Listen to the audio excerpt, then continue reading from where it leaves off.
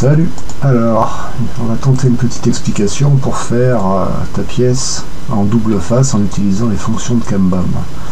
Donc l'idée, ça va être de la faire se tourner de demi-tour par rapport à l'axe Y ici. Donc la partie de droite va passer à gauche, etc. Alors, pour pas s'embêter pour le positionnement, l'idée c'est d'utiliser des chevilles, enfin quelque chose qui va rentrer dans des trous. Alors, ici, on va dans un premier temps avoir une opération de perçage. Alors, seules les opérations sélectionnées sont visibles pour l'instant, histoire qu'on y voit clair. Donc une opération de perçage qui va percer toute la hauteur de la pièce et même un peu plus bas.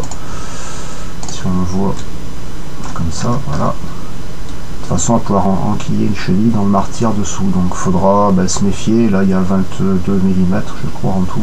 Donc la fraise soit assez longue bien sûr, sinon ça va poser problème. Alors l'idée c'est de faire tout en 3D.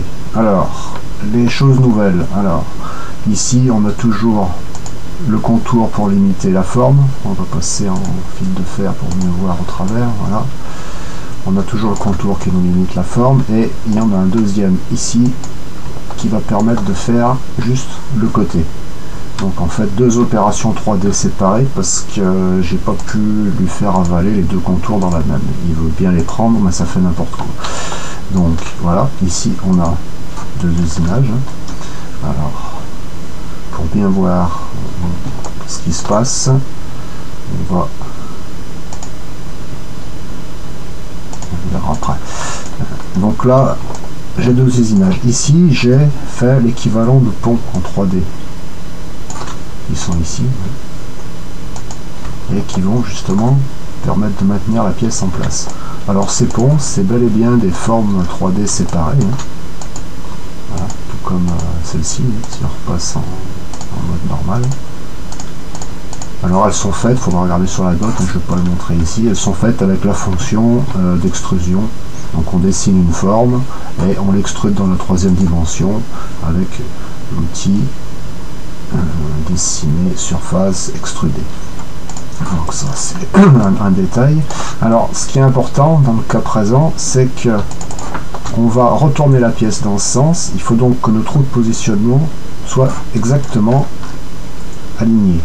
Donc ici, les cercles, il faut bien vérifier que la coordonnée soit bien à 0. Sinon, ça ne marchera pas. Voilà. Alors la pièce, maintenant, elle a été positionnée à mi-hauteur. Comme on le voit ici. Ainsi que les taquets de maintien. La surface pièce est donc à 9. Et on descend un peu en dessous de 9, de façon à ce que, comme c'est une fraise boule, l'arrondi descende bien et que ça coupe bien jusqu'en bas. Donc je sais plus ce que j'ai mis. Surface pièce est à 9 et on descend jusqu'à moins 2, donc 2 mm en dessous du milieu de la pièce. Donc là on voit bien que on a les deux parties séparées et que dans chacun des profils on a ici on a sélectionné toutes les primitives, c'est-à-dire la surface et les deux taquets qui justement permettent de faire l'équivalent des attaches. Et maintenant pour faire le retournement, on va tout simplement utiliser, j'ai tout simplement fait un copier-coller de ces deux opérations ici. Alors évidemment on va pas refaire le perçage de l'autre côté, et tout ce que je change ici c'est un mode basique pour voir plus clair. Dans la zone face arrière, je lui dis que l'axe sur le retournement c'est le Y, c'est-à-dire cet axe, et que le 0 face arrière est à 0 en hauteur, en Z, ici. Et je mets face arrière sur vrai. Et lui, automatiquement, alors, on va recalculer les parcours d'outils, je les sélectionne tous, et on va mettre un incrément de passe énorme, on va mettre 30, de façon à avoir qu'une seule passe pour y voir plus clair. Voilà.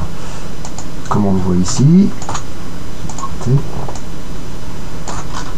j'ai mon suivi, et j'ai son équivalent qui est automatiquement fait dans l'autre sens, ici. Même chose, pour cette pièce. Et là, on est sûr qu'on est parfaitement aligné par rapport à l'axe Y. Alors, pour générer le code, pour faire le travail, hein, deux possibilités. Soit on change ici le numéro d'outil, on met un autre numéro d'outil en gardant les mêmes valeurs. Par exemple, si je mets le numéro 2 ici, automatiquement, Kanban, quand il aura fini ses opérations, il s'arrêtera, il attendra que je change l'outil. Alors le but ne sera pas de changer l'outil, mais de tourner la pièce. Ou tout bêtement, eh bien, on désactive celui-ci, on génère un G-code, on désactive celui-ci, on active l'autre, on génère un deuxième G-code et on travaille avec deux G-codes séparés. C'est une question de choix personnel. Voilà, je pense que j'ai rien oublié. Sinon, les questions sur le forum. Salut!